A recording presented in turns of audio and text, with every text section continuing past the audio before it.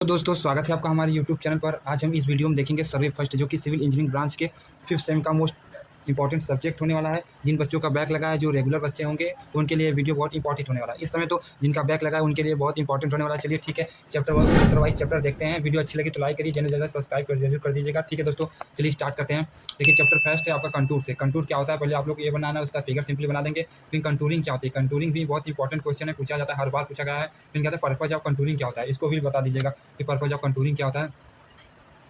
ठीक है दोस्तों, यहाँ पर देखिए कंटूर से जितने भी मोस्ट इंपॉर्टेंट क्वेश्चन थे वही इतने हैं। मतलब क्या था, कंटूर लाइन क्या होती है, कंटूरिंग क्या, सॉरी हाँ, कंटूर लाइन्स क्या होता है, कंटूरिंग क्या होता है, और पर्पज ऑफ कंटूरिंग। और देखिए 2-3 तो छूट गया मेरे मुझसे कंटूर से, और इस पीपीटी मतलब पीडीएफ में तैयार नहीं हो पाया। इसके लिए आप लोग अपने बुक का हेल्प ले सकते हैं, जिससे कि कंटूर लाइन जो बनता है कैनाल के लिए, हिली रोड के लिए, जैसे हिल के लिए बनता है कंटूर, वो सभी देख लीजिएगा। ठीक है दोस्तों, इसके बाद आपका चैप्टर सेकंड आता है, जिसमें हम लोग थियोडोलाइट देखते हैं।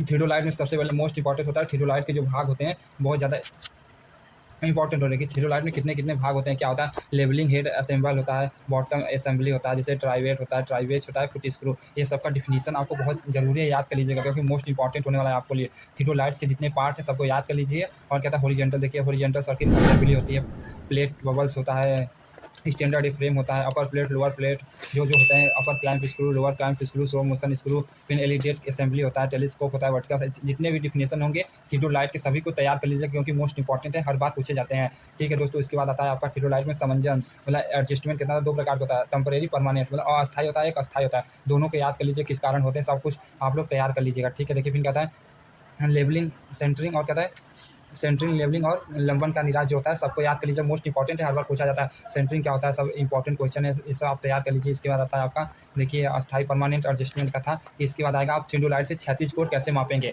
मोस्ट इंपॉर्टेंट क्वेश्चन होने वाला है। यहाँ पे आप थियोडोलाइट से क्या करेंगे, क्षैतिज कोण कैसे मापेंगे, कैसे मापेंगे, ये इसको आप तैयार कर लीजिए। इसका एक छोटा सा डेरिवेशन है, आप इसको तैयार कर लीजिए। इसके बाद आएगा ऊर्ध्वाधर कोण कैसे मापेंगे, ऊर्ध्वाधर कोण भी मापना बहुत इंपॉर्टेंट है, इसका भी एक डिफिनीशन होगा, आप लोग तैयार कर लीजिए। इसके बाद कहते हैं नहर या नदी की चौड़ाई मापना, नहर या नदी की चौड़ाई कैसे मापेंगे, उसके लिए देखिए यही छोटा सा डिफिनीशन, इसको भी तैयार कर लीजिए। विक्षेप कैसे मापा जाता है, वो भी तैयार कर लीजिए।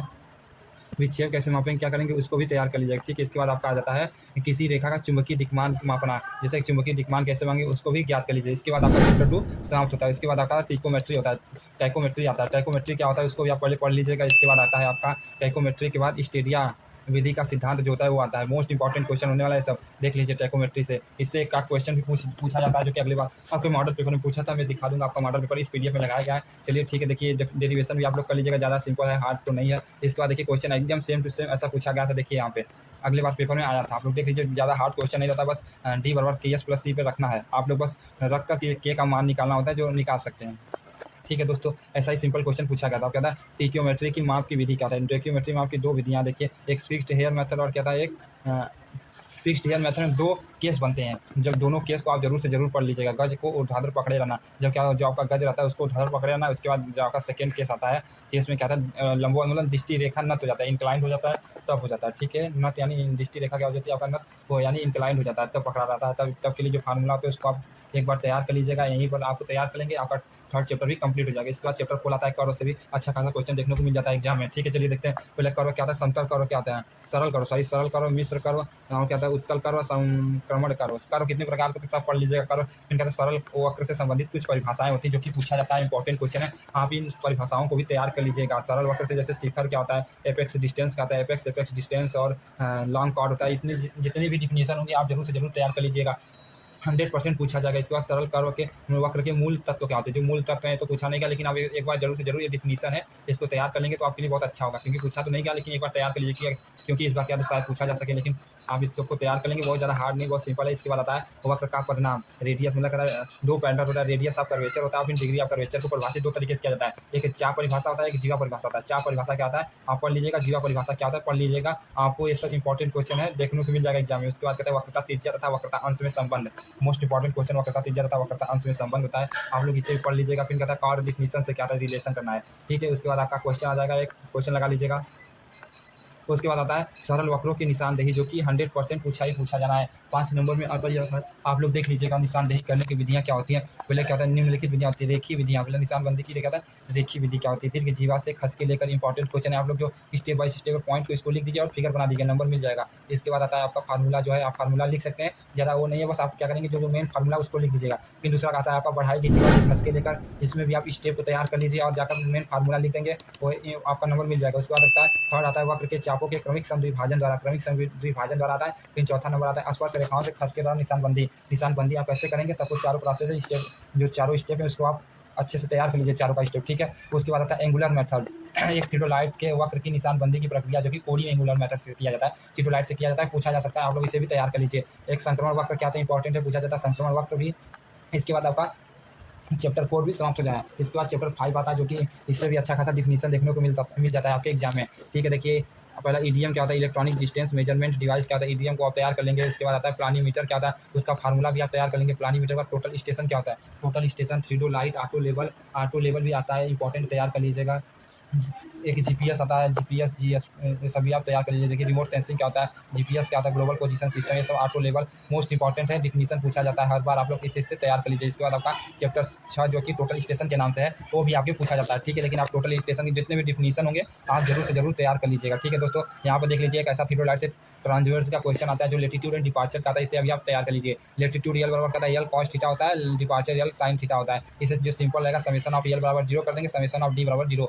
आप सिंपल फार्मूला लगा कर लेटीट्यूड डिपार्चर भी एक बार कर लीजिए, क्योंकि इसका भी चांस रहता है, पूछा जा सकता है क्वेश्चन के रूप में। अगर पेपर हार्ड बनती है तो 100% ये क्वेश्चन देखने को मिल जाएगा, लेटीट्यूड डिपार्चर, ठीक है दोस्तों। आप लोग तैयार कर लीजिए। इसके बाद आपका देखिए यहाँ पे मैं मॉडल पेपर जो प्रीवियस क्वेश्चन पेपर उसको ला दिया हूँ, आप देख सकते हैं यहाँ पर क्वेश्चन पूछा था, एनी टू करना है फर्स्ट में। व्हाट इज कंटूर मैप क्या था, describe is help sketch, sketch के हेल्प से कैरेक्टरिस्टिक ऑफ कंटूर को, इसके कैरेक्टरिस्टिक को बताना था कंटूर के, ठीक है। फिर क्या था दूसरा था discuss the various method of interpolating of contour का इंटरपोलेशन कैसे किया जाता है, इसके मेथड को तैयार बताइए आप, ठीक है। फिर discuss the following part of transit थियोडाइट के, देखिए जो बताया गया था कि ट्रांजिट थियोडाइट के पार्ट हैं, आपको तैयार कर लेने, क्योंकि पूछा जाता है। देखिए यहाँ पे 5 डिफिनीशन पूछ लिया और एक नंबर का सब पूछा गया है। इसके बाद आपका क्वेश्चन हुआ था what are the different error in थियोडाइट वर्ड्स में, ईरर क्या होता है, हाउ आर दे डायमेंटेड, ठीक है। इसके बाद क्या था explain how you would measure with a थियोडाइट से आप कैसे माप सकते हैं, पहला क्या था हॉरिजॉन्टल एंगल और दूसरा वर्टिकल एंगल, कैसे माप सकते हैं इसको बताना था। फिर क्या था फेस चेंजिंग क्या होता है, what are face left and face right observation in the थियोडाइट में क्या होता है face, why it is necessary to take both